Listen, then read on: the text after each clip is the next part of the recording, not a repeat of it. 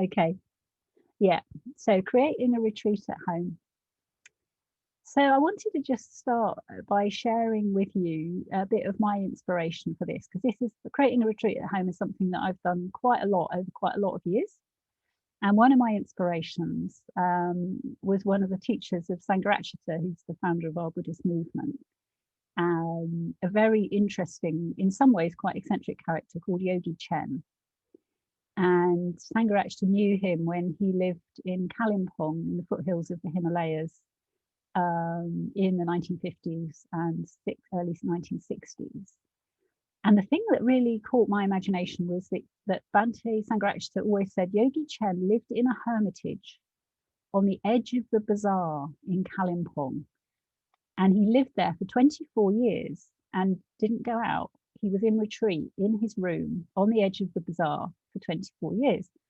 And I just loved that, because for me, one of the things I most love about the Dharma, my first glimpse of the possibilities of what the Dharma could offer, were that by the quality of our attention, we can change the way that we experience the world. And I just thought, here's Yogi Chen in this room on the edge of the bazaar in the middle of Kalimpong,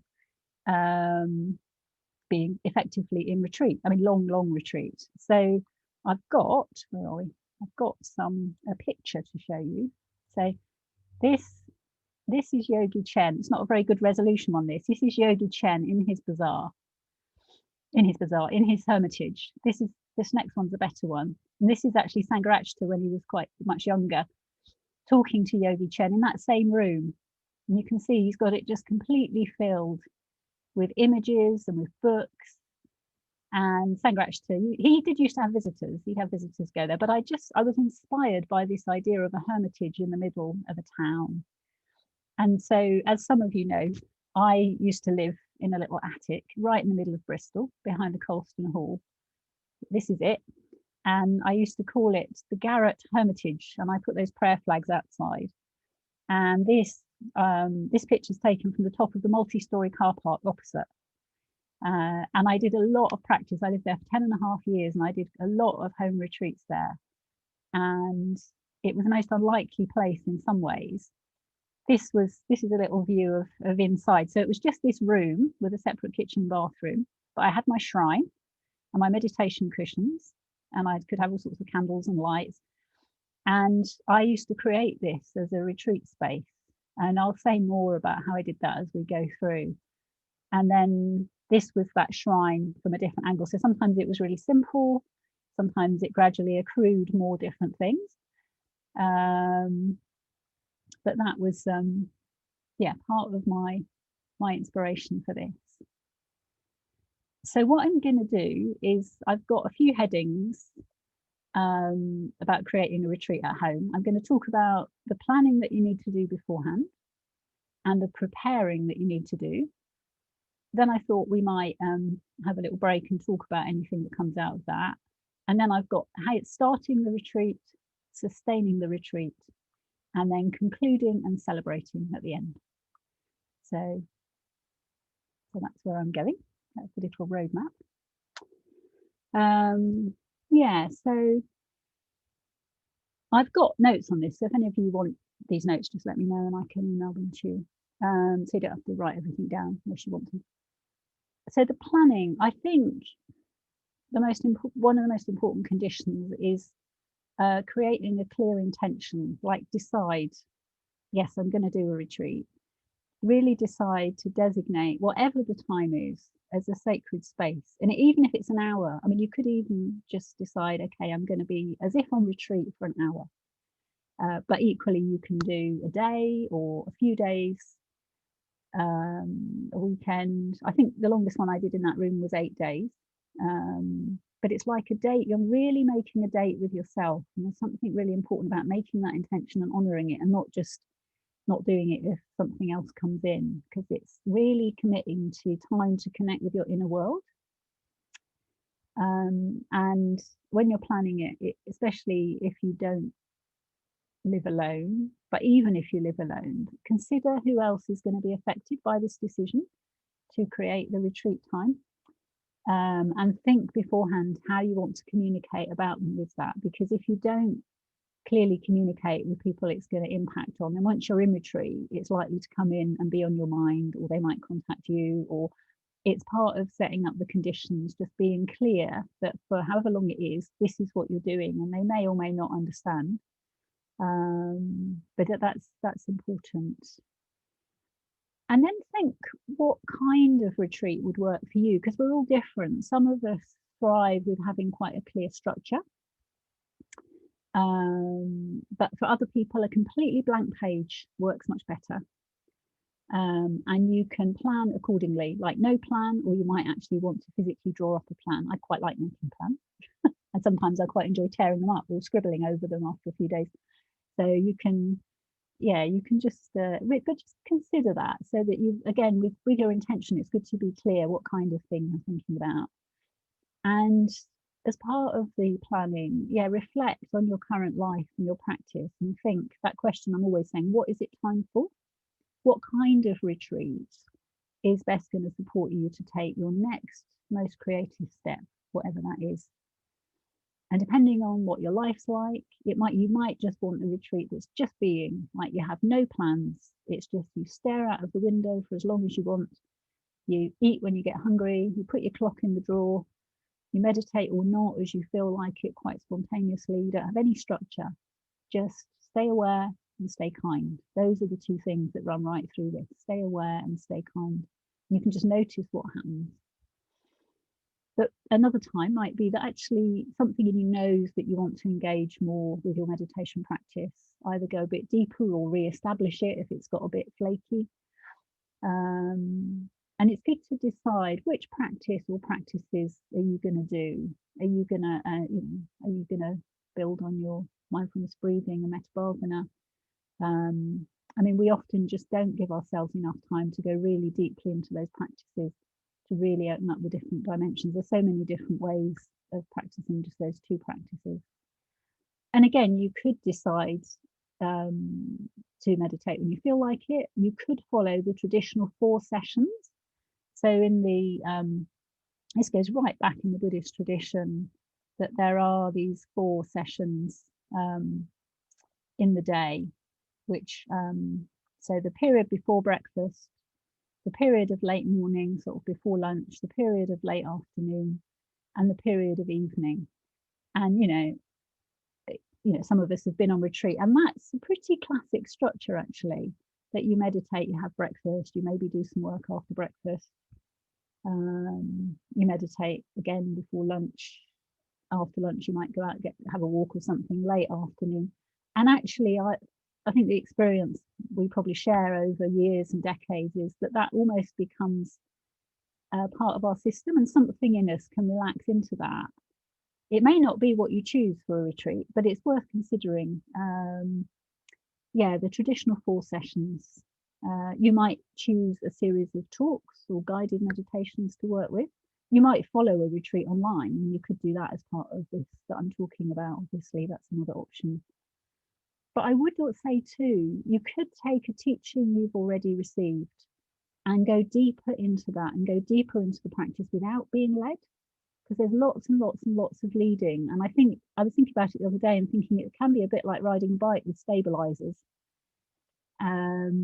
It's lovely and you can have very lovely experiences and it can be helpful, but it's also important to have that confidence that you can meditate, that actually it can be entirely led from within, that you've not got a need for external support, because then you've got that right there in any circumstances when you might need it. And it sort of develops a kind of inner muscle, I think, confidence and meditation muscle in a way.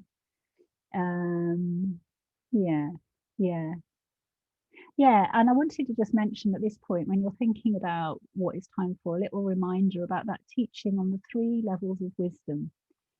So because I think that's really relevant to deciding how you're going to pitch your retreat. So the first level of wisdom is when you're listening to something, hearing something, or reading the Dharma, when you're taking in new input. The Pali is Sutta Mayapana, and it's that level of taking in. And it may be that you decide on your retreat that that's what you want to do, and that, as I say, that's the first level of wisdom. The second level of wisdom is reflecting on what you've heard or read, turning it over in your heart mind. So you're not getting new material, you're going over your notes, or you're rereading the book or re-listening to something, so that actually you're reflecting on it, you're going deeper with it. And that's very important as the second level of wisdom. So we're giving ourselves time to really sort of digest things that we've learnt. And then the third level of wisdom, bhavana mayapana, is meditating on this, meditating. So it's taking it more deeply into ourselves. Bhavana literally means becoming. So you could say it's like really coming to embody what you've heard or read and reflected upon. And depending on where you're at and what's happening in your life and whatever, you could just decide when you're planning your retreat, well, am I going to use this to go back over that module of the Dharma training course again, perhaps? Or, oh, there was that book that actually I really felt I got a lot from, but actually I can't remember much about it now. And it would really be worth revisiting.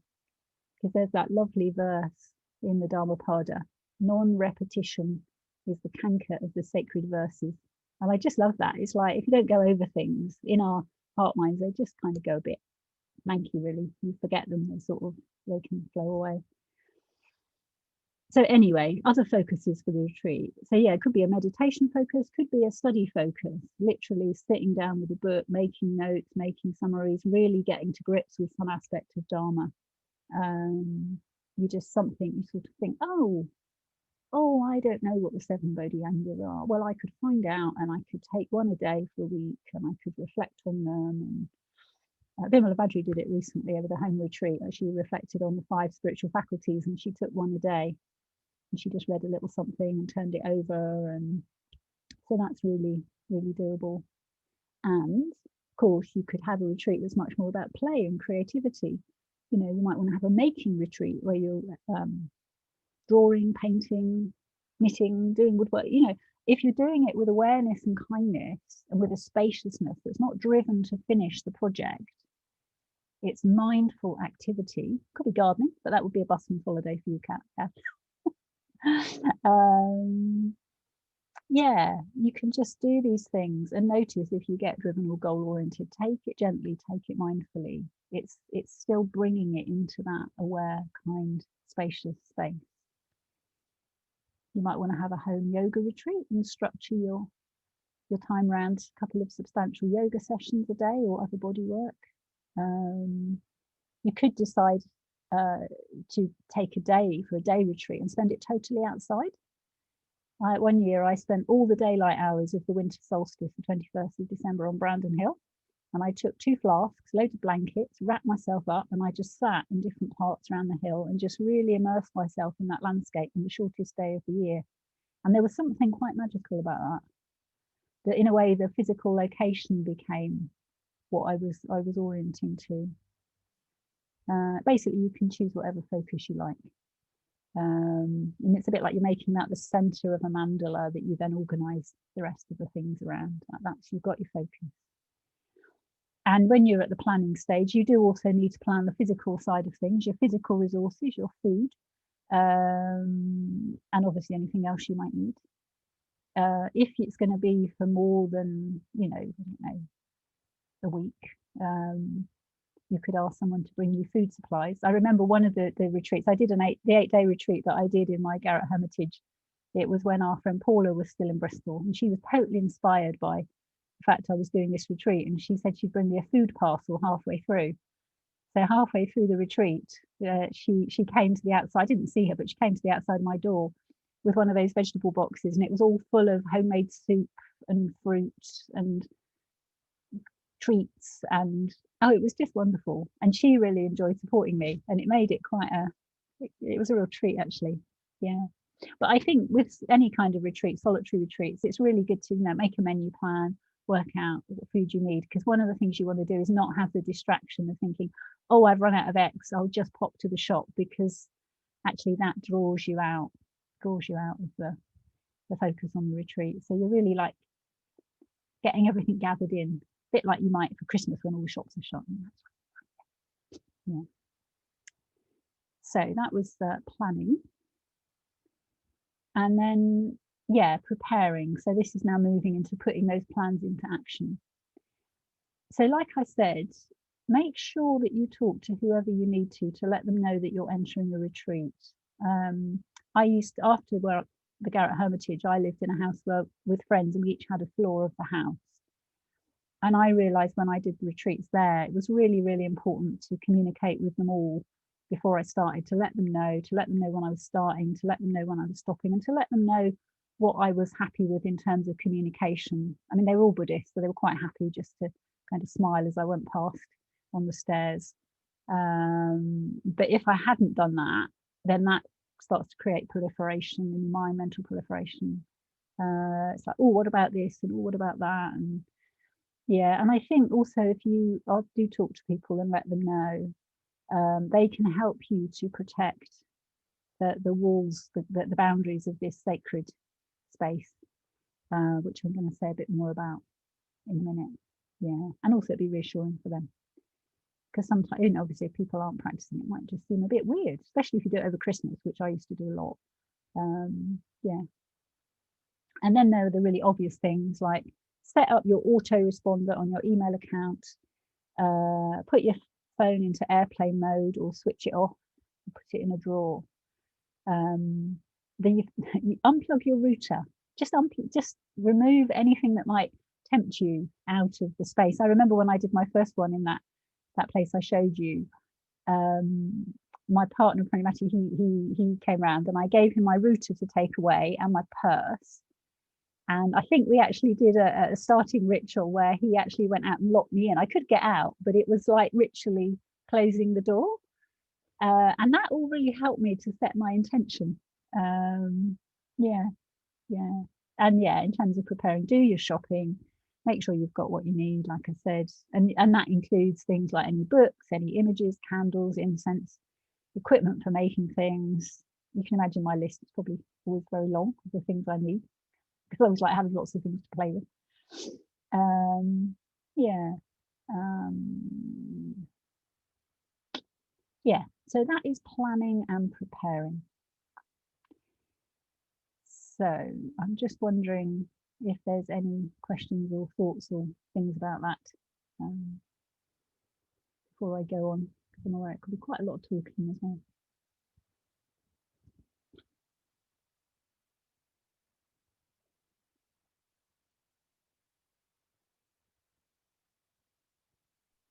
I haven't thought about the router, because you know it's so tempting, you know, especially if you do things like go back online to look at, you know, stuff on, you know, some retreats are recorded on YouTube and that I think that has been an additional difficulty. So harder to draw the boundaries than a few years ago when I didn't have, you know, smartphone, and particularly now since the pandemic, just so much stuff is, you know, available online to follow, and yeah, I feel more online dependent than I ever was. Or connected. Yeah.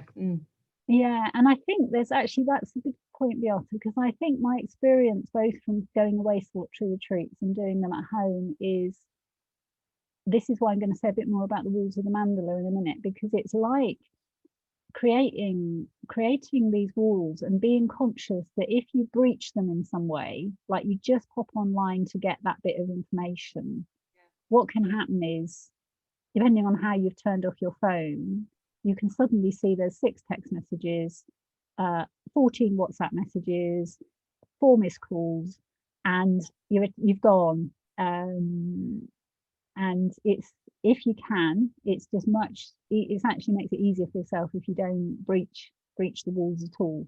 I mean, sometimes people have to. I mean, I didn't say that, but I have many friends who, you know, have got elderly parents or whatever, and they go on retreat or something, and they might decide, okay, once a day I'm going to turn my phone on and just check there's no emergencies. And, you know, we have to cut our cloth, you know, coat to fit our cloth. But if you can, then actually I think the mind knows when it's got a really sort of secure container to support it to let go into. Mm.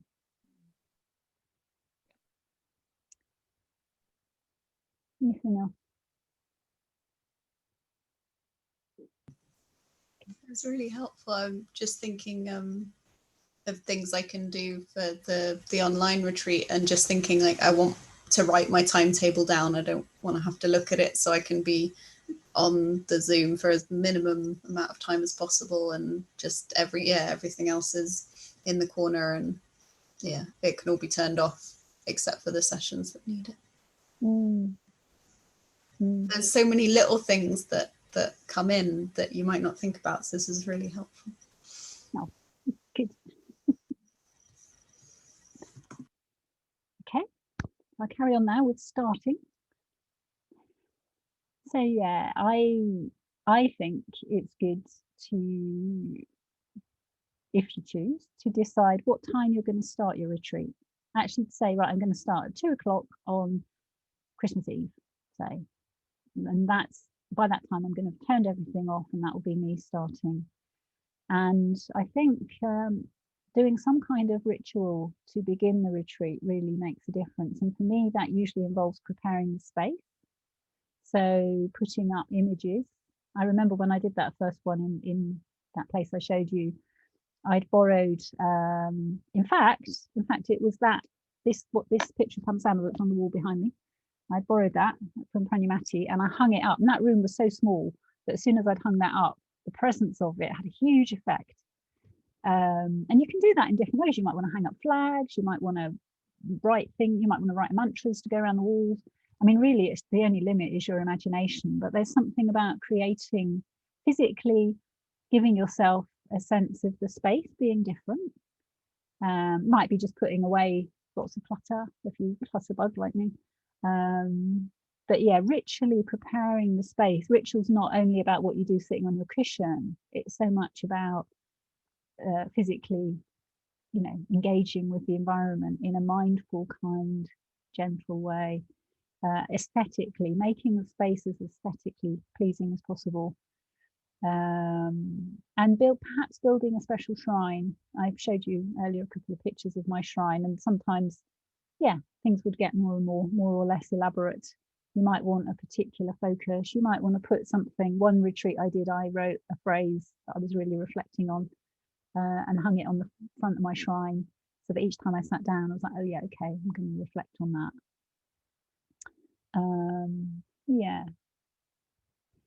And as you probably know, we have this dedication ceremony that Sangharakshita wrote in 1967 when he dedicated the very first practice place of our movement in this basement in Monmouth Street. And it's on the BuddhistCenter.com, and it's a very beautiful way. It's the way we usually open retreats in Triratna, and I think it can really help. And again, it's one of those things, we've done it over years. It becomes part of our psyche in a way. We sort of know, okay, I'm going into this sacred space now, and it's dedicating. Well, we say, I dedicate this place to the three jewels: the Buddha, the ideal of enlightenment to which we aspire; to the Dharma, the path of the teaching which we follow; to the Sangha, the spiritual fellowship with one another which we enjoy. And it goes on. And actually, you could do a fantastic retreat with that text as your material. There's so much Dharma in that. Actually, it could be a desert island Dharma text in itself. And you can really connect with it in the sense of opening up a mythic space for whatever's going to unfold in the retreat. So this brings me to talk about the walls of the mandala of this sacred space, which are talked about in this dedication ceremony. And we say, may the lotus petals of purity open, may the Vajra wall of determination extend, and may the flames that transmute samsara into nirvana arise. So yeah, I'll just say a bit more about that. So yeah, so the walls of the mandala. So first of all, there are the lotus petals of purity. So I've done, you could just imagine this is one little slice of a whole big round mandala that goes right round the space that you're creating on the retreat. And the lotus petals of purity, they're very much about receptivity, sensitivity, Within, you know, on the inside, they're really us opening into the space. So evoking this sense of, yeah, receptivity. And then the symbol in the middle is the Vajra, the diamond thunderbolt, which is an image of an unstoppable force meeting an immovable object, and also a symbol of reality, where all the poisons are transformed into all the wisdoms. So we say, may the Vajra wall of determination extend. And I love that sense of that energy and power, because sometimes we really do need determination to keep the walls of our mandala intact for whatever reason, either things coming in from outside or we want to break out from the inside if it all gets a bit challenging. And sometimes that's a helpful thing to do. And sometimes actually the determination to stay in that sacred space can be a helpful thing. Maybe I'll say a bit more about that in a minute. But to finish this part, the third is, may the flames that transmute samsara into nirvana arise. So yeah, that illustration on the right hand side is flames. And I think it's a bit like, be careful what you wish for, because actually if you create these conditions, then sometimes it can get quite hot in there, you know, things can heat up. And I think this sense of flames, the flames of transformation, like when things get quite hot, we can sort of go, but actually if we know, actually we're cooking. I mean, there's all sorts of lovely imagery around alchemy and crucibles and the spiritual process of cooking. And it's like, we create these conditions, and then hopefully, if we're lucky, the flames that turn samsara, the mundane world, into nirvana will arise. And we can imagine those all protecting us around us as we create this sacred space. And it's quite good actually when you do the dedication ceremony, when you get to that bit, to pause after each of those and just really imagine each of those things, the lotuses, then the vajras, then the flames, really surrounding whatever space you're dedicating for the retreat, whether it's a room or a house or a cabin or whatever it is. Yeah, visualizing that, helping create that sense of space to let go within, because so much of our practice is about creating. You put the effort into creating the conditions, all this planning that I've talked about, all this preparation, you create this sacred space, these conditions, and then what we want to do is we want to let go into it.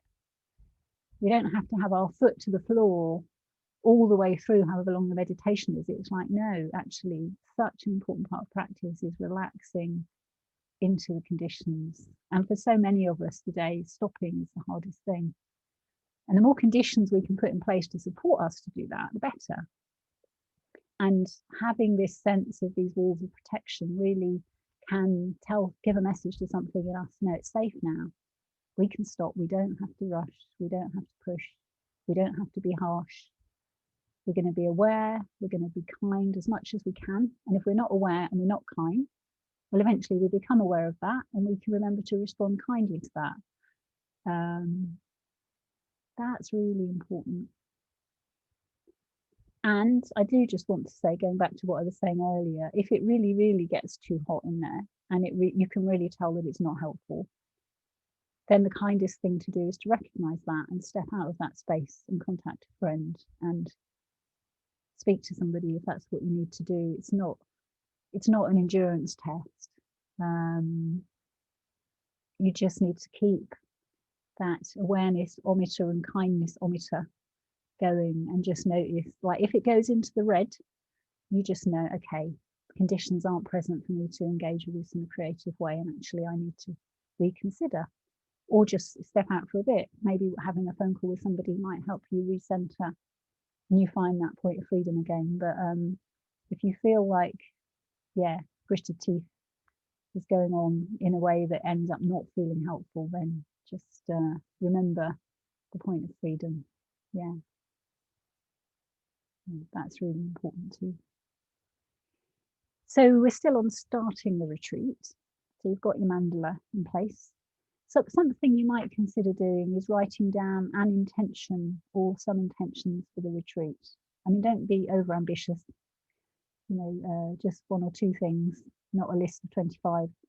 But sometimes writing something down makes it more conscious. You could, as part of your opening ritual, offer it to the shrine.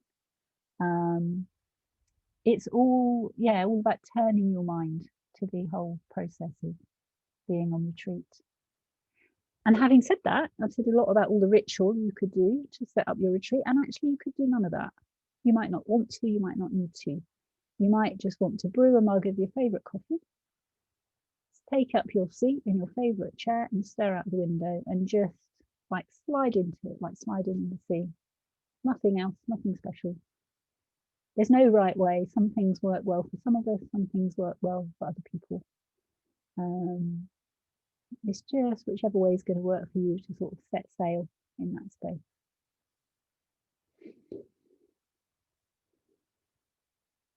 So any thoughts or questions on that before we go on to sustaining?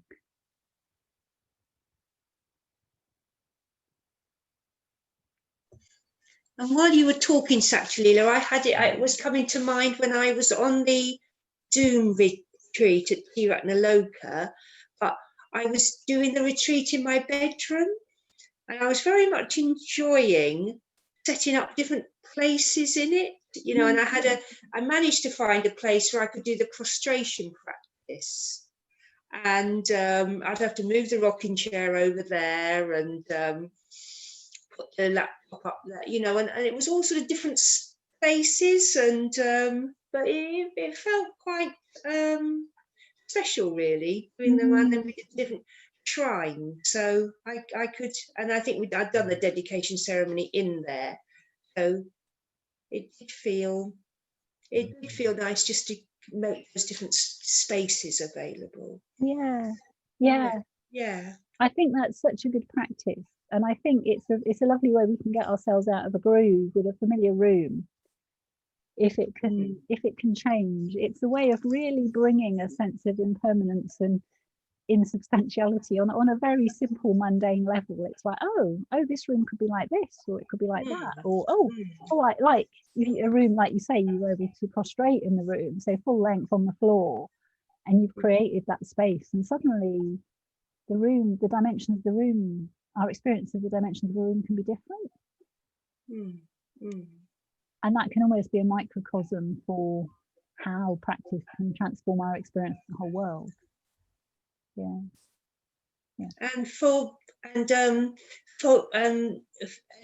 it was fun sort of wondering how to make the different shrines, because I hadn't planned it, but one might be to so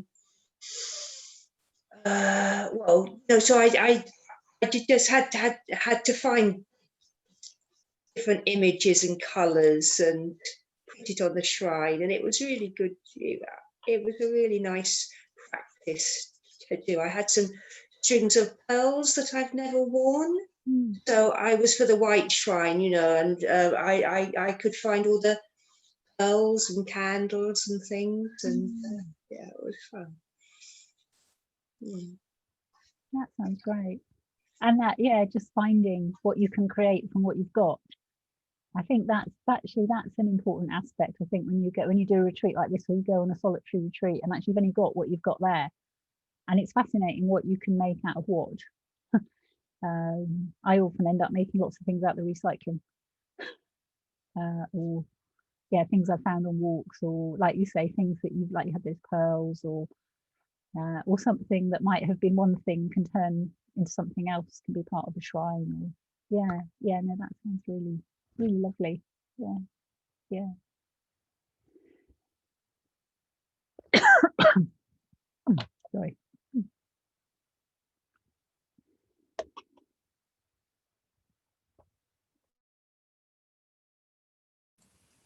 Sorry. So we'll move on now to sustaining. So I've already said this, but I will say it again. Always, always be kind to yourself. Whatever happens during the retreat, if you notice something hasn't gone like you'd hoped or planned, if the mandala wall is breached, or if you fall into some painful or intoxicating distraction, well, as soon as you notice, you're back in awareness, and you can celebrate that. And that's what this is about. It's the space to notice It's not that we just stay perfectly, you know, with what we're doing. It's like we kind of, oh, and we discover, oh, we've gone right over here. Okay, so we'll just come back this way, and then we might just disappear off this side completely. It's like, oh no, come back. But we do it with kindness. We do it with awareness. And it's easy to say, and that is a really strong practice when you're all on your own. Sometimes, depending on what our samskaras are, yeah, the last thing we feel like is being kind to ourselves, and actually that is the only way. Yeah. And it's good, yeah, it's good to reflect if something like that happens. Well, what have been the conditions that have led to this happening? And if you want, you could write down your regrets on a piece of paper and offer it to the Buddha, give it to the Buddha to take care of. If you practice confession, you could make a confession. And if you want, you can burn these at the end of the retreat. That's a lovely part of the sort of concluding ritual sometimes. And there's something about, again and again, inviting yourself into a kind of aesthetic relationship with everything. There's no rush. There's really the time to relish everything. There's no great need to get a thing done. It's really, the whole thing can be play. The whole thing can be stepping out of everyday roles, responsibilities and oughts. Just allow whatever playfulness and humour bubbles up. Sing if you feel like it, dance. You can, you know, you're completely free to do whatever it feels time for. Depending on your tendencies, it can be very good to pace yourself. You might notice you've been a bit overambitious in all the things you thought you might do. You might be getting a bit tense about that. Or conversely, you might actually feel you've been underambitious and it's all feeling a bit kind of, and it might be that you want to just stay with awareness with that and just see what comes out of that. Or another time you might think, no, actually, I want to bring in a bit more focus and a bit more attention. And you just learn by playing with it, really. I mean, most of us need enough structure and intention to keep engaged with a continuity of purpose, but it's very different for different people. For some of us, that just happens quite naturally. For others of us, we need to have quite a bit of conscious awareness to stay with our purpose and not just kind of wander off. And I mean, it might be that we want to spend whole days of our retreat reading a romantic novel, and that's fine if that is what we really want to do. But actually, if we have that sense of, oh no, there was something else that I really wanted to give this time to, then you might want to have a conversation with yourself about that and negotiate. I mean, something I've done on retreat sometimes is go, well, you know, after supper I might read my novel for a bit and then I'll do this, or almost like have different kinds of activities in the day, and yeah, decide what's good at what time of day. Like if I'm studying something, I'll often do it in the morning. Whatever works for you, really. Yeah. Basically, don't get too tight and don't get too loose. It's like the Buddha talking to Sona about his lute strings. You know, there's that lovely story in the Pali Canon about the Buddha's disciple Sona, and he was so determined to practice these ascetic practices. He just walked up and down until his feet were bleeding. And the Buddha asked him to go and talk to him, and he said, well, you know, what would you do if you were wanting to play a lute? You know, if you leave the strings too slack, you can't get a note. But actually, if you tighten the strings too much, the strings will just break. And we're like musical instruments. We need the right amount of tension so that it's creative and not destructive. And that can be a real working edge, I think, when you're creating a retreat on your own. Yeah.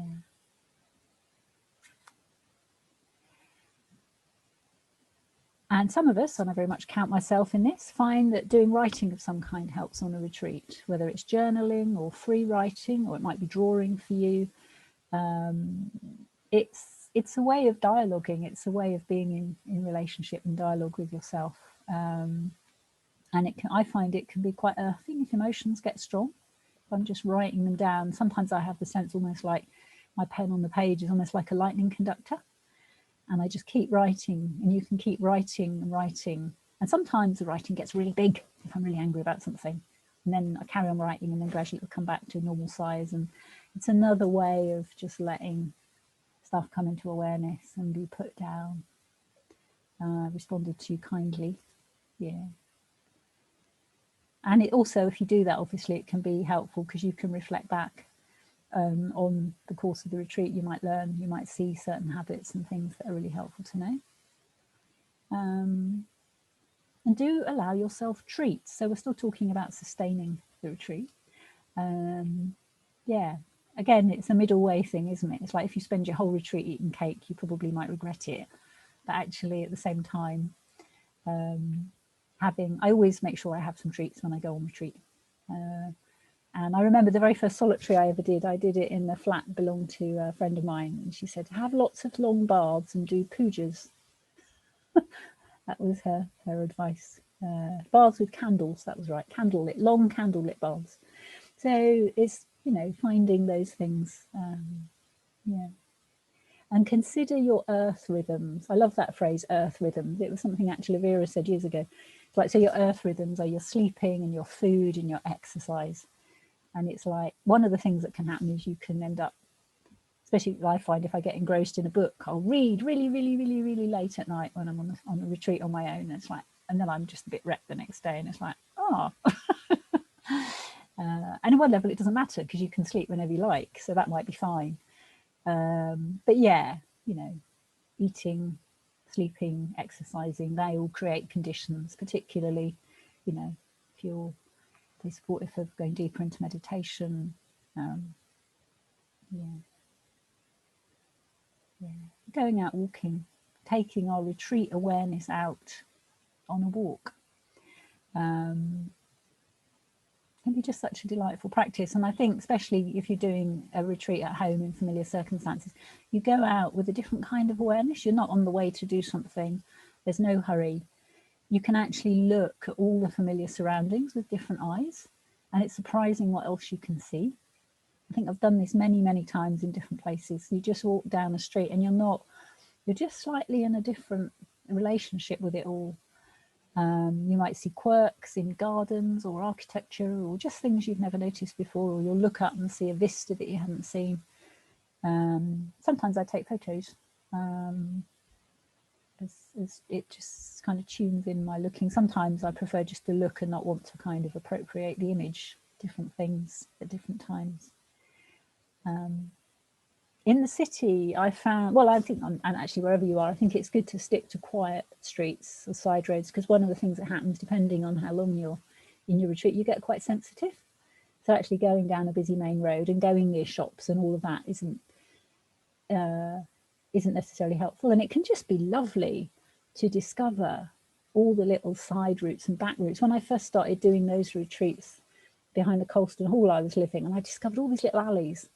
And I could get all the way up to the top of the hill behind my house and into the university's Royal Thought Garden. And it was like discovering, it's a walled garden actually, but it's open. You just go through this whole, and it was like discovering this whole thing that I hadn't known was there. And it was partly because I was just determined to stay off the main roads, and I found these other routes.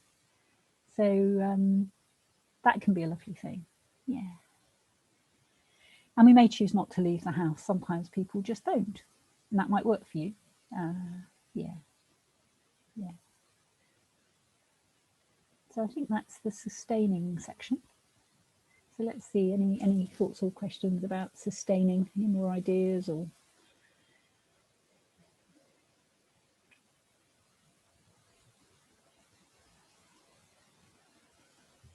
It just came to me then that I might not want to get in the car, I think.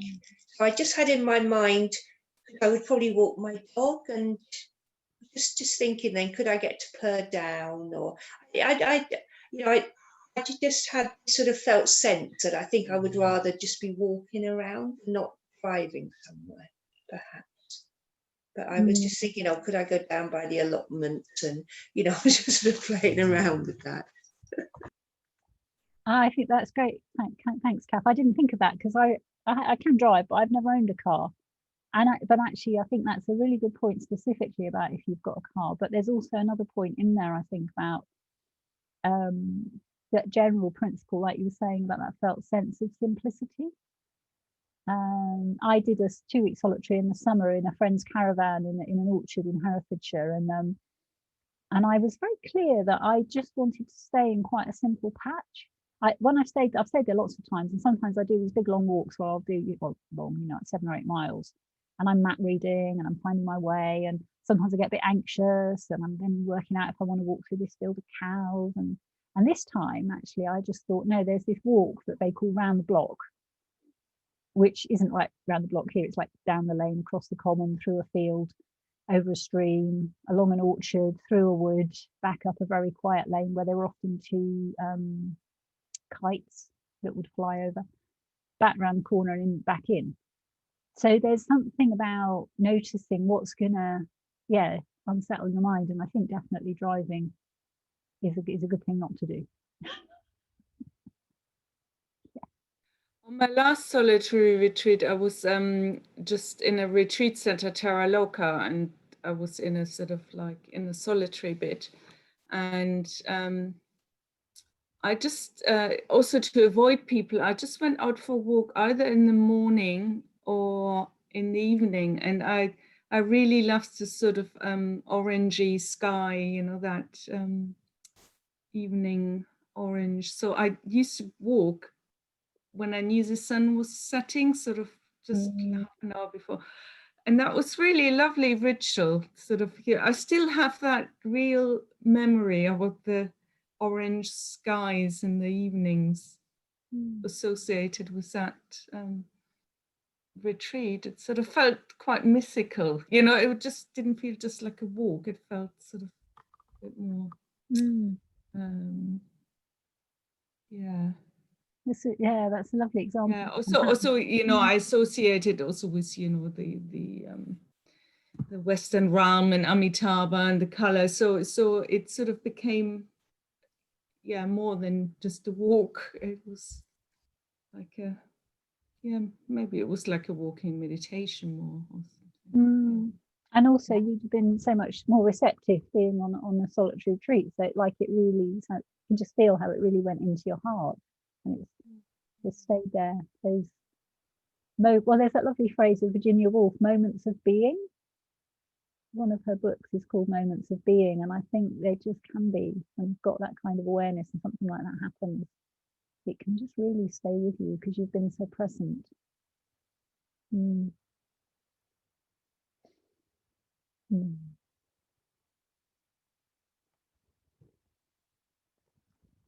So one more section, and then there's a couple of other things I thought of to say, which hopefully I'll remember. But yes, concluding and celebrating.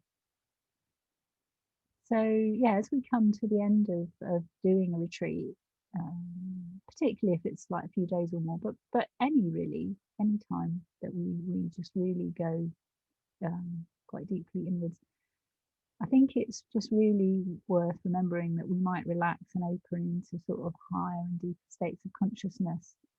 So it's really important to allow enough time to emerge gradually without jarring. It's just like you would with a meditation, but perhaps a bit more so.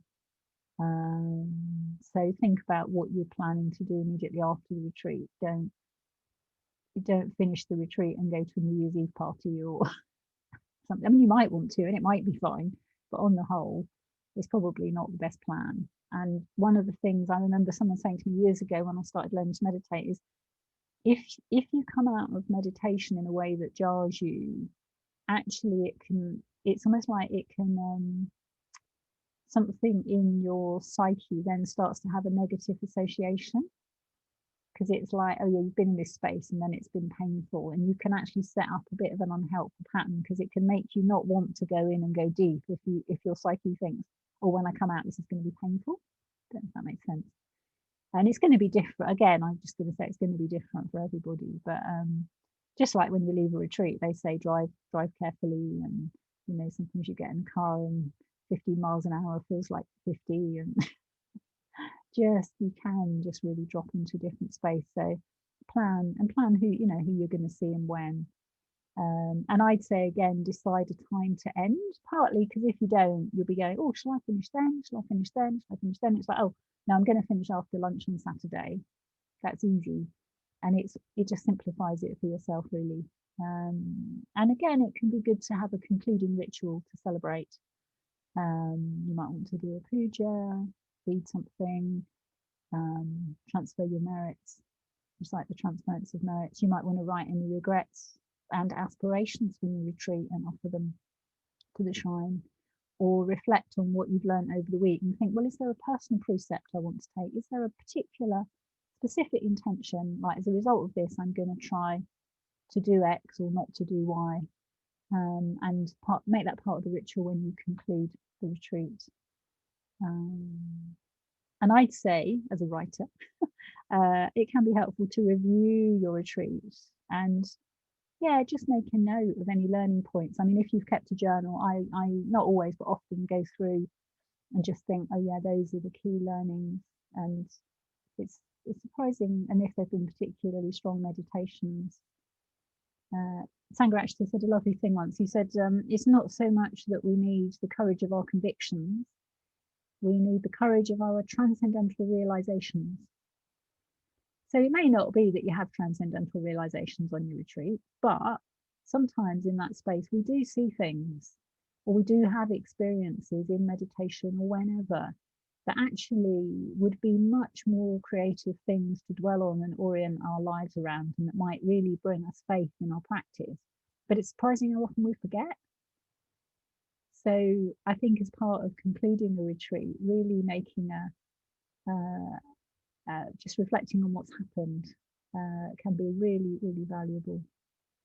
And just emerge gradually and consider what you do in the hours and days after the retreat, and hopefully you can reintegrate something that you've learnt from doing home retreat into your everyday life. I think for me, that's why I've always loved the urban retreats that we do, and why I love doing home retreats, because you don't have that transition, that disjunct between you finish a retreat, you have a journey home, you're with a different set of people, whatever. You've actually reimagined your everyday life in a certain kind of way, and that gives you the possibility of carrying on some aspects of that. You probably won't have the conditions to carry on all of it, although actually I think that's a bit like my aspiration, to transform my whole life into practice happening all the time, which isn't the case at the moment. And I just wanted to say, I've been talking about it as if you'll definitely be solitary, but that might not be the case. I've just had a very interesting conversation with a friend who's living in the women's community at the moment, and for the last month she's been doing a home retreat, living with 3 other women, and they're all practicing the Dharma, which obviously will make it easier than trying to do it, in a family context or something. But actually she'd come up with a really creative way of bringing the retreat focus to her day, so that she'd be in her room meditating in the morning. She chose to eat her main meal at lunchtime. She'd invite any of them that wanted to sit with her to do that. She'd maybe go out for a walk with people in the afternoon. And I think she said she was doing it for a month. So I think she said she spent an hour a day doing life admin. So it's quite different from what we're talking about in some ways, but there's still quite a clear focus. And then the evening she'd spend in her room meditating. And she felt she just wanted to say to the other people in the house, don't worry about being quiet. She's got a strong meditation practice, and noise didn't disturb her, but she had a very clear intention, and she said she had one of the strongest meditations of her life in those conditions in the last few weeks. So the fact that there's other people around doesn't need to preclude you. I think it's about how you set up the conditions with that, to the extent to which they can understand and support you to do what you want to do, even if it's like an hour a day I'm in my room, and you're really treating that as if you're on retreat. That will have a very strong effect. So even through the holiday period, you could just do a part of the day, and that I suppose that's what I've done for years with the early mornings, because I get up early, go out to my shed and write, and I have this image that's quite a sacred space, and I have an image of it being a bit like a wildlife corridor through my day. Some people have a wild bit at the bottom of their garden for wildlife to travel along, and I think you can just to completely offer a different model. You could have a thread of retreat through your days, through a period of time, if you wanted to, and that could be a sacred space in a different way. So I'm going to leave it there.